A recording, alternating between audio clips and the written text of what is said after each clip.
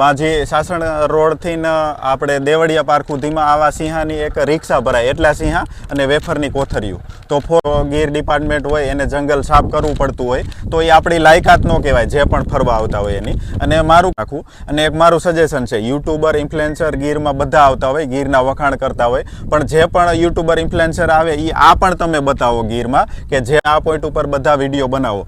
ગીર કે YouTuber influencer બનીને શું મળે, તો આપણે યુટ્યુબમાંથી કમાઈને એક આપણે આ વાડી લીધી અને એ વાડીનું નામ પણ આપણે રમેશ બકોત્રા ફાર્મ રાખ્યું છે. તો હાલો મિત્રો, અટાણે ઘડિયાળમાં વાગી ગયા છે 5 અને આપણે આવી ગયા છે ગીરમાં. એકદમ ગીરની વસો હોય છે અને ભાઈ ખાસ એક વિડીયો રમેશભાઈને શૂટ કરવાનો હતો અને એટલા માટે અહીંયા આવ્યા છીએ. તો એ વિડીયો ભાઈ ખાસમાં ખાસ જોયા જેવો છે અને જઈને એમાં જોજો. રમેશભાઈની ઇન્સ્ટાગ્રામ આઈડી ઉપર, રમેશ બકોત્રા ઇન્સ્ટાગ્રામ આઈડી ઉપર જોજો અને ખાસ એ વિડીયો હતો અને એ વિડીયો કયો હતો એ વિશે આપણને રમેશભાઈ જણાવશે. તો જો મિત્રો, અટાણે આપણે ખાસ તો ગીરમાં જે દેવળિયા પાર્ક રોડ રહ્યો એ દેવળિયા પાર્ક રોડ ઉપર છે અને ત્યાં આપણે ખાસ એક ઇન્સ્ટા રીલ બનાવી છે. એ રીલ ખાસ જોયા જેવી છે મિત્રો. તો મારું કહેવાનું એ છે કે એ વિડીયોમાં ખાસ સંદેશ એ હતો કે આપણે સિટીમાંથી પ્રકૃતિનો આનંદ લેવા હાટું અહીંયા ગીરમાં આવતા હોય, કારણ કે ત્યાં બધું પ્રદૂષણવાળું વાતાવરણ ને બધું બહુ હોય.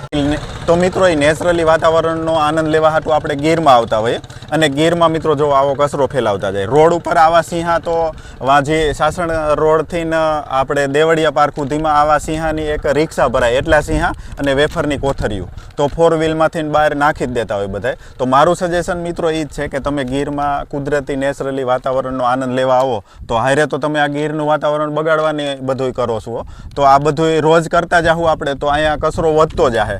ભલે મને એવું લાગે કે અહીંયા અમુક ટાઈમે બધા લોકો સાફ પણ કરતા હશે, પણ જંગલ જો આપણું ફરવા આવતા હોય આપણે બગાડીએ અને જો ગીર ડિપાર્ટમેન્ટ હોય એને જંગલ સાફ કરવું પડતું હોય તો એ આપણી લાયકાત ન કહેવાય જે પણ ફરવા આવતા હોય એની. અને મારું કહેવું મિત્રો કે બધા એવા નહીં હોય, લગભગ 100% માણસો આવતા હશે એમાંથી 20% હશે કદાચ, મારું માનવું હશે. પણ 20% માણસ પણ સમજી જાય તો ગીર ડિપાર્ટમેન્ટ જંગલ ડિપાર્ટમેન્ટ હોય એને પણ આ સાફ ન કરવું પડે અને આપણે પણ પ્રકૃતિનો આનંદ રોજ લઈ શકીએ આપણે વર્ષો. તો આ વસ્તુ 4 વ્હીલના વિન્ડોથી સિંહા પણ ફેંકી દેવાના ગીરમાં અને આ કોથરીઓ પણ ફેંકી દેવાની વેફરની ને એવી બધી. તો આ વસ્તુ ન કરે તો સારું. અને મિત્રો, મારું સજેશન એ છે કે તમારા 4 વ્હીલમાં એક ડસ્ટબિન રાખો. ડસ્ટબિનની અંદર આ બધો કચરો તમે નાખી દો, પણ ગીરના જંગલમાં આ કચરો ન ફેલાવો. અને મિત્રો, મારું સજેશન તો એ છે, ગીર તો એક બાજુ રહ્યું, ગીર તો આપણા માટે ઇમ્પોર્ટન્ટ છે જ, પણ બીજા જે નેશનલ હાઈવે રહ્યા ત્યાં પણ આવો કચરો ન ફેલાવો તો સારું. આપણે આપણી ગાડીની અંદર એક ડસ્ટબિન રાખવું, એમાં બધું નાખી દેવું. બાકી આવો કચરો આપણે જંગલમાં ફેલાવશું તો પ્રકૃતિ કઈ રીતે શુદ્ધ રહી શકશે ખાસ. અને પ્રકૃતિનો આનંદ લેવા તો આપણે ગીરમાં આવતા હોય, ગીરમાં આપણે આવા કચરા ફેલાવતા હોય. તો ખાસ આ પોઈન્ટ તમારે ધ્યાન રાખવો. તો ભાઈ ખાસ હતો વિડીયો એક અને એ રમેશભાઈની રીલ ઉપર આવી જાય, રમેશ બકોત્રા ઇન્સ્ટા ઉપર, અને એ જઈ અને જોજો અને ભાઈ બને એટલો શેર કરજો. કેમ કે જંગલના પ્રાણી હોય એ બધાય તો સમજે નહીં ભાઈ પ્રાણી, કેમ કે આ મોઢામાં આવી જાય એટલે ભાઈ આ પેટમાં જાય એટલે અનેક બીમારી થાય એવી. એટલે ભાઈ જો પ્રાણીઓ માટે ભાઈ એકદમ આ વિડીયો જોવાનું ભૂલતા નહીં અને શેર પણ કરવાનું ભૂલતા નહીં. અને મિત્રો, એક બીજું મારે એક સજેશન દેવાનું છે. ઘણા બધા અહીંયા આવતા હોય તો ઓલા રોડ ઉપર વાંદરાને બધા હોય તો વાંદરાને તરેલા ગાંઠિયા ને એવું બધું નાખતા હોય. તો તરેલી વસ્તુ વાંદરાનું શરીર પસે એવું એનું હોય જ નહીં. એટલે વાંદરાને શું જોઈએ, કેરા જે નેચરલી વસ્તુ હોય એ આના જાનવર ખાતા હોય. તો તમે આવી તરેલી વસ્તુ આપણે માણસનું શરીર પણ બગાડી નાખે છે. તો આવા જે પશુ પક્ષી હોય એને વાંદરાને એને એવું વસ્તુ ન દે તો સારું. તરેલી જે વસ્તુ રામભાઈ ગમે, કેમ કે એનું શરીર આ વસ્તુ ઓલું છે જ નહીં એમ. તો તમે નેચરલી કેરા ને એવું બધું આપો જે કુદરતી વસ્તુ હોય, પણ તમે તરેલી ગાંઠિયા ને એવી બધી વસ્તુ આપો, વેફર પણ ન આપો. મારું કહેવું એ છે. એટલે એવા બધા ઘણા બધા પોઈન્ટ હોય તો ધ્યાન રાખવું. અને એક મારું સજેશન છે, યુટ્યુબર ઇન્ફ્લુએન્સર ગીરમાં બધા આવતા હોય, ગીરના વખાણ કરતા હોય, પણ જે પણ યુટ્યુબર ઇન્ફ્લુએન્સર આવે એ આ પણ તમે બતાવો ગીરમાં કે જે પણ લોકો ગીરમાં ફરવા આવે આવી રીતે કચરો ન ફેલાવે. ખાસ આની વિશે તમે આ પોઈન્ટ ઉપર બધા વિડીયો બનાવો. ગીર તો નેચરલી આપણું છે જ, ગીર બધા કરતાં ઇમ્પોર્ટન્ટ છે, પણ ગીરમાં તમે આવો કચરો પણ બતાવો કે જે પણ ગીરને વિઝિટ કરવા આવે એ કચરો ન ફેલાવે. એ જાગૃતિ માટે પણ તમે એકાદો બધા વિડીયો બનાવો. બધા યુટ્યુબરને મારી સલાહ છે ખાસ. તો ભાઈ આપણે બધાએ રમેશભાઈએ કીધું એમ ભાઈ આપણે ફોટા પાડી અને ગીરમાં આપણે સારી જગ્યા હોય ત્યાં ફોટો પાડીને પણ આપણે સ્ટેટસ મૂકીએ. તો ભાઈ વિનંતીથી એક આ પણ સ્ટેટસ મૂકો તો સારું એમ, કેમ કે પ્રાણીઓ માટે જંગલ માટે ભાઈ સારામાં સારું રહે. ક્યાંય કચરો ન ફેલાવે. હા, ક્યાંય કચરો ન ફેલાવાય ભાઈ. ન ફેલાવીએ તો. અને મિત્રો, આ પ્લાસ્ટિક એવી વસ્તુ છે કે આ જલ્દી કાંઈ ખતમ નથી થતી એમ. હા. પાણી હું રોકે, કેટલી બધી વસ્તુ રોકે, આ કોઈ વસ્તુ ખતમ નથી થતી ખાસ.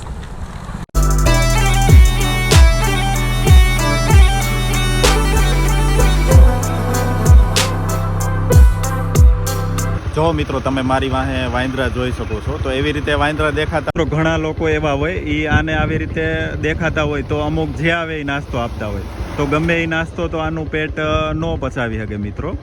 નેચરલી કેરા કે ગમે એ કુદરતી વસ્તુ હોય તો એક વાત અલગ છે, પણ તમે તો ગમે એ ઝીકી દેતા હોય તો એ વસ્તુ પોસિબલ નથી મિત્રો. જંગલી પ્રાણી ગમે એ દેખાય તો તમારે તરેલી કોઈ વસ્તુ ન દેવી. તો હાલો ભાઈ, આપણે અટાણે ગીરમાંથી તો આપણે આપણી વાડીએ આવી ગયા અને રમેશભાઈ એક જોરદાર રીલ બનાવી હતી. આપણે બધાને ભાઈ થોડુંક મળીને ધ્યાન દીધા જેવું છે એ વસ્તુમાં. અને તો ભાઈ એક બીજી પણ એક રીલ શૂટ કરી છે. આપણે અહીંયા વાડીએ પહોંચી ગયા, આપણો જ્યાં બોર્ડ છે ત્યાં. તો રમેશભાઈ, મને તો ખબર જ છે, પણ અમારે આ મિત્રોને પણ જણાવો કે અટાણે આપણે કઈ રીલ શૂટ કરી. તો મિત્રો અટાણે આપણે જે રીલ શૂટ કરી ને, એ ઘણા બધા મિત્રોનો એવો પ્રશ્ન હોય કે યુટ્યુબર ઇન્ફ્લુએન્સર હોય એને પૈસા મળે કે નહીં. ઘણા બધાનો એવો પ્રશ્ન આવતો હોય કે પૈસા મળતા હશે કે નહીં. તો એના વિશે આપણે રીલ એવી બનાવી કે આપણું ફાર્મ અહીંયા જ છે અને આપણા ફાર્મનો બોર્ડ છે. તો અહીંયા આપણે એ રીતની રીલ બનાવી ઇન્સ્ટા માટે કે ઘણા બધાના એવા પ્રશ્ન હોય કે યુટ્યુબર ઇન્ફ્લુએન્સર બનીને શું મળે. તો આપણે યુટ્યુબમાંથી કમાઈને એક આપણે આ વાડી લીધી અને એ વાડીનું નામ પણ આપણે રમેશ બકોત્રા ફાર્મ રાખ્યું છે.